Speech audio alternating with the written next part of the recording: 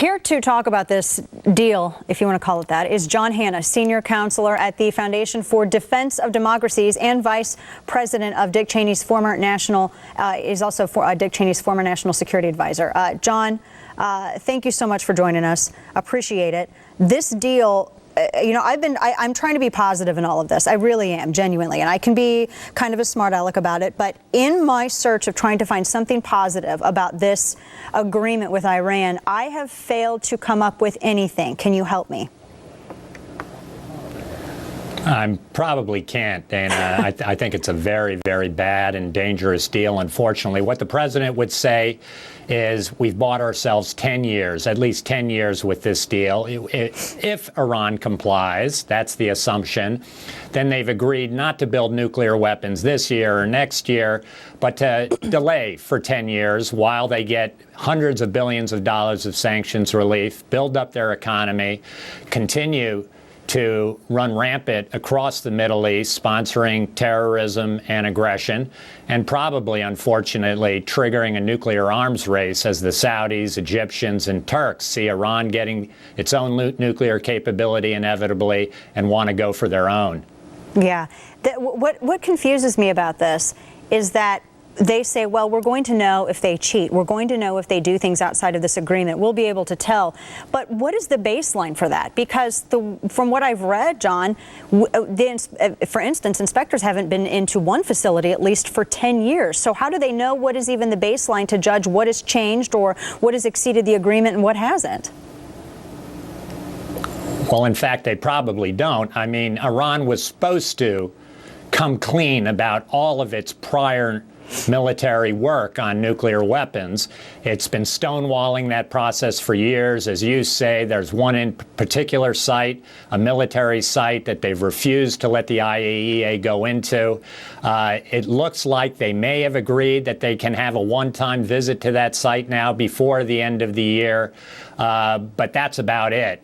After that, we have no clue what's going on in any small covert facility that Iran has hidden anywhere in that huge country.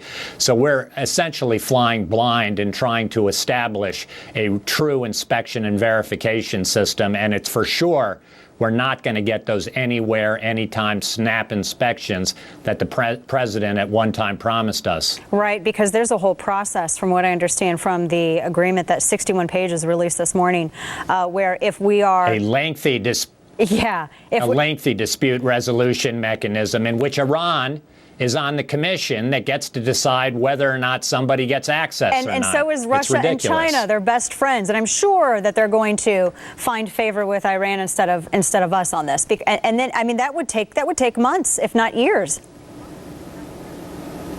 It would be a very long process. The deal does have some timetables built into it. In theory, at most, there's supposed to be 24 days before this joint commission decides by majority vote that Iran has to allow access. That's how long the process is supposed to take.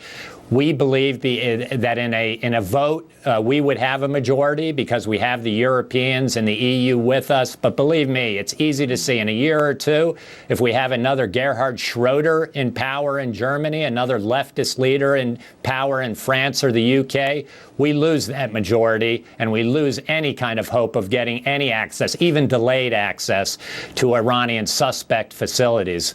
And the centrifuges still spin, except they're putting geranium, zinc, and a couple of other things. But from the time that this deal sunsets, and correct me if I'm wrong here, but what I've seen security analysts say is that their breakout point from actually having nuclear capability goes to zero. I mean, they will have it when this sunsets because they'll have every other piece of the puzzle in place, except, they just have to add that enriched uranium. Absolutely. Listen, the cheerleader for this deal, the President of the United States, made the mistake of telling the truth a few weeks ago. And he said under this deal, by year 13, 14, 15, Iran will be at zero breakout time. Their ability to rush to enriched uranium for a nuclear bomb will be zero. And the international community will have no hope of discovering that, much less mobilizing itself to take action to stop it. And the sanctions are all lifted, from what I understand, which is going to really kickstart their economy. massive lifting of sanctions, all of it quite front-loaded. I would say we're very lucky, and Iran kind of slow foots the actual implementation of what it's supposed to do under this deal. We're at best 6 months to a year before there are literally hundreds of billions of dollars worth of investment, of trade, of dollars released to the Iranian economy. This is an economy of only 300 billion in total GDP. To have this kind of infusion of cash, maybe a little bit goes into the Iranian economy, but most of it goes to the Islamic Revolutionary Guard Corps and the Quds Force, which is their paramilitary force that is already under sanctions running rampant across the Middle East, in control of 4 Arab capitals, looking to destabilize Saudi Arabia, looking to undermine U.S. interests at every opportunity, sponsoring terror. This is a disaster. This is going to be now Iranian terrorism and aggression in the Middle East on steroids, supercharged. Yes, because I would just have imagined that when John Kerry sat down with the Iranian foreign minister and at least laid down basic requirements, I would have assumed, John, that stopping to be a state sponsor of terror, releasing American prisoners or dissidents. I mean, they have a Washington Post reporter over there. Pastor Saeed is still imprisoned. I would have at least thought that those would have been conditions. And instead, not only were they not even on the table, but John Kerry walked into the discussions with hundreds of millions of dollars. They've received money from us in forms of aid to help with sanctions that were supposed to be punishing them. Oh, yeah, they've already received more than $10 billion of sanctions relief under this deal over the past 20 months. We've been paying them to not accelerate their program, but now we're actually going to pay them to accelerate their program after 10 or 15 years. This is a real disaster. And even if you weren't going to condition the deal on Iran stopping terrorism, recognizing Israel up front, you would think at the end of this process, before you lift whatever minor constraints there are on its nuclear program under this deal, you wouldn't set it to an arbitrary timeline, but at least then you'd say, hey, before you get a screwdriver's turn away from a nuclear bomb, don't you think you ought to stop being the #1 state sponsor of terrorism? Don't you think you ought to stop calling for death to Israel, death to America?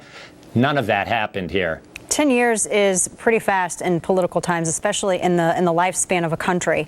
What does this mean for Israel, this deal? Because I got the impression from Netanyahu's remarks today where he says, well, look, Israel's not bound by any agreement that the United States has made. They really are going it alone here. What is their response going to be? Israel is alone. It's in almost an impossible position. My guess is initially they're going to try and fight in Congress. I don't have a lot of hopes that there are going to be 13 or 14 strong, brave Democrats in the United States Senate to override a presidential veto. But I think Netanyahu wanted to delegitimize this deal, look and again explore how serious their military options are. But just think about being the Israeli prime minister, being alone, going against the entire international community after they've blessed this deal, after they've embraced the Iranians, and to go up against your main patron and protector, the United States historically, and say we're going to sabotage the most important national security agreement of your presidency, a legacy issue for you. Relations are already terrible. You can imagine where they might go after a unilateral Israeli military strike that the president says shouldn't happen. I have great sympathy for Israel at this point in time. Saudi Arabia had a strong critical reaction. They had been at least going up against the Houthi. They have been our ally in that. Obviously, Iran's backing the Houthis. So where does that leave us in terms of our relationship with Saudi Arabia? I mean, they were already one of the Gulf states that refused to meet with the president when they had their last big summit. Where does this leave us with them? I think it leaves the relationship in tatters. Under the Saudi view, we're empowering their absolutely worst enemy, an enemy, Iran, that they view as an existential threat to the kingdom and their control of the holy places of Mecca and Medina. I think the House of Saud now says we've got to take matters into our own hands. And unfortunately, the kind of self-help they're likely to engage in, one, trying to get their hands on their own nuclear weapons, and two, looking around for their own proxies. And who are the best proxies out there to fight radical Islamist Shiites in Iraq and Syria and Lebanon and Yemen? It's radical Sunni jihadists, ISIS, Al-Qaeda, the Nusra Front.